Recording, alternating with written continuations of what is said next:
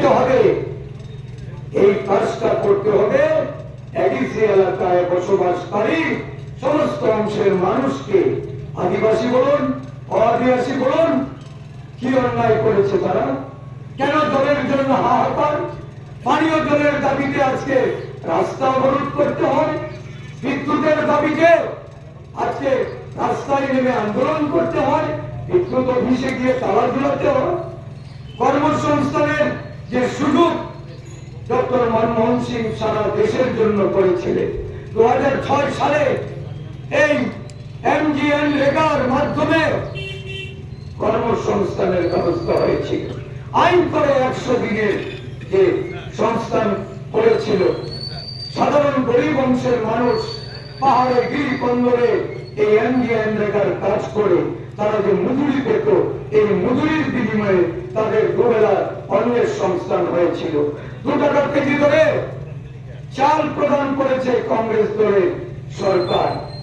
আপনাদের জন্য ওই ফরেস্ট অ্যাক্ট প্রণয়ন করে 25 তারিখ জমি প্রদান করার জন্য ভারত সরকার যখন কংগ্রেসের নেতৃত্বাধীন সরকার ছিল তখন এই বনের অধিকার দিয়েছে, কিন্তু এই বিজেপি সরকার এই আইন এটাকে তুলে দিয়েছে।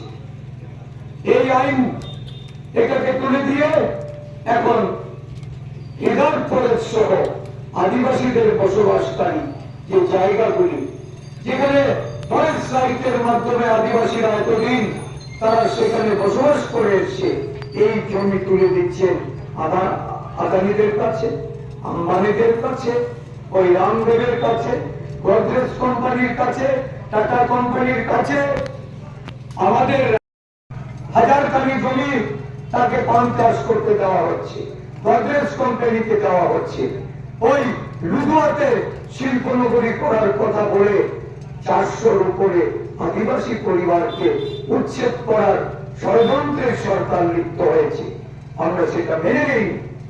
কংগ্রেস দল সর্বভারতীয় ক্ষেত্রে বিজেপির এই আদানি আম্বানির প্রেম এটাকে মেনে নেয়নি, আর মেনে নেয়নি বলেই ওই হাজার হাজার কামি জমিতে যখন বৃক্ষচ্ছেদন হচ্ছে, লাখ লাখ গাছ কেটে ফেলা হচ্ছে, তখন কংগ্রেস রাস্তায় নেমে বলছে, দেশের প্রধানমন্ত্রী নরেন্দ্র মোদী বলছেন, মার কি নাম এক পেড়, মায়ের নামে একটা গাছ লাগান, মার কি নাম এক পেড়। আর উল্টো দিকে আদানির নামে জায়গা হস্তান্তর করে লক্ষ লক্ষ সেই গাছ কেটে বৃক্ষচ্ছেদন করে আজকে তাদের অর্থ ওই বিজেপির অর্থ তহবিলে প্রদান করা হচ্ছে। এটা কি ধরনের বিচারিতা? এটা কোন ধরনের আদিবাসী প্রেম? আদিবাসীদের জন্য এই যে জঙ্গলের অধিকার, এই অধিকার কে দিয়েছিল? কংগ্রেস। আজকে কেন সেই অধিকার থেকে তাদেরকে বঞ্চিত করা হবে? মধ্যপ্রদেশ, ছত্তিশগড়, ঝাড়খণ্ড, আসাম, যে আসামে প্রায় 3000 কানি জমি ওই আদানিকে শিল্প করার জন্য দেওয়া হয়েছে, কোর্টে মামলা হয়েছে। কোর্টের জাজ বলছেন একজন শিল্পপতিকে একটা শিল্পের জন্য কেন 3000 কানি জমি দেওয়া হবে? তার মানে এটা একটা মস্ত বড় জমি ঘোটালা। এই সম্পদ 1 টাকা ধরে আদানিকে দেওয়া হয়েছে, যেখানে আদিবাসীরা বাসস্থান নির্মাণ করে দীর্ঘ সময় ভাবে ধারাবাহিকভাবে তারা বংশ পরম্পরায় সেই জমি ব্যবহার করত। এই জমি আজকে সাধারণ মূল্যে শিল্পপতিদের দেওয়া হচ্ছে। এটা কংগ্রেস দল মেনে নেয়নি, আর মেনে নেয়নি বলেই আজকে সারা দেশ জুড়ে আদিবাসী স্বার্থ রক্ষার্থে কংগ্রেস দলের জননায়ক রাহুল গান্ধীজি, আমাদের দলের সর্বভারতীয় সভাপতি মল্লিকার্জুন খার্গেজি, সোনিয়া গান্ধীজি, প্রিয়াঙ্কা গান্ধীজি, তাদের নেতৃত্বে দেশব্যাপী আদিবাসী স্বার্থ রক্ষার্থে লড়াই শুরু হয়েছে। অত্যাচারিত, নিপীড়িত, নির্যাতিত, ভূলুক্ষ আদিবাসীদের জন্য লড়াই করেন রাহুল গান্ধী। রাহুল গান্ধী তাদের পরিবারের ঘরে যান, রাহুল গান্ধী তাদের পাড়ায় পাড়ায় যান, তাদের জীবনযাত্রার মান নিয়ে উনি সেখানে সমস্ত কিছু উনি পরীক্ষা নিরীক্ষা করে সংসদে কথা বলেন। আর নরেন্দ্র মোদীজি কথা উত্তর দিতে পারবেন না বলে সংসদ থেকে পালিয়ে বেড়ান।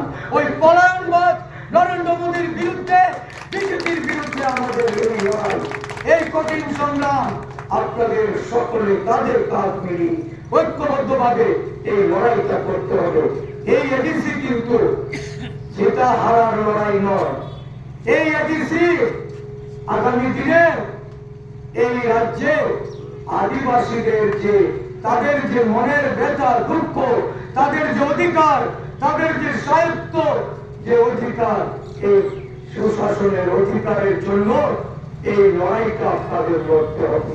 আমরা জানি এই রাজ্যে অনেক আদিবাসী বোন ভাইরা আছেন যারা এখনো মনে করেন যে আঞ্চলিক দলগুলি বোধহয় আমাদের রক্ষা করবে, আঞ্চলিক দলগুলি বোধহয় আমাদের সুযোগ করে দেবে। অঞ্চল থেকে তারা কিন্তু প্রতিনিধিত্ব করেছিল, তারা প্রতিনিধিত্ব করে কিছুই দিতে পারেনি। বলুন তো, বামফ্রন্ট সরকারের একটা কর্মসূচির কথা, একটা প্রকল্পের নাম বলতে পারবেন? কোন বামপন্থী বন্ধু থাকলে এসে বলে যান। সুকুমার সেনগুপ্ত এই আদিবাসীদের জমি রক্ষার জন্য তখন ওই সেখানে প্রয়োগ করেছে। জমির জন্য আদিবাসীদের জমি খরিদ করতে গেলে ডিএম থেকে পারমিশন নিয়ে সেটা করতে হবে। এটা সুকুমার বাবু চালু করে দিয়েছে।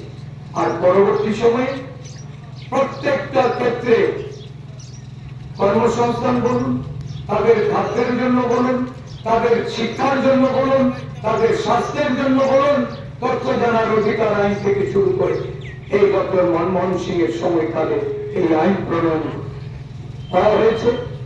আজকে বিজেপি তো 8 বছর সরকার কি করেছে?